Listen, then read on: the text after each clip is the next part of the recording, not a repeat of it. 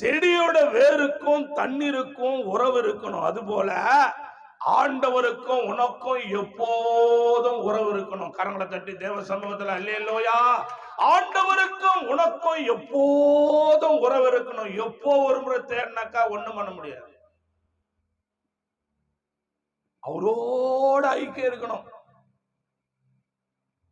தண்ணீர் ஓரம் நாட்டப்பட்டது போல நீ ஆண்டரோட ஐக்கியம், ஆண்டரோட உறவு, ஆண்டரோட கூட பாடல், ஆண்டரோட கூட துதி, ஆண்டரோட கூட ஜபம், ஆண்டரோட கூட கத்த தான, ஆண்டரோட கூட ஐக்கியமா இருக்கிற ஒரு தாய் என்ன பண்ணாங்களாம், ஆண்டோட சபையிலே இருந்தாங்களாம். அந்த தாயார்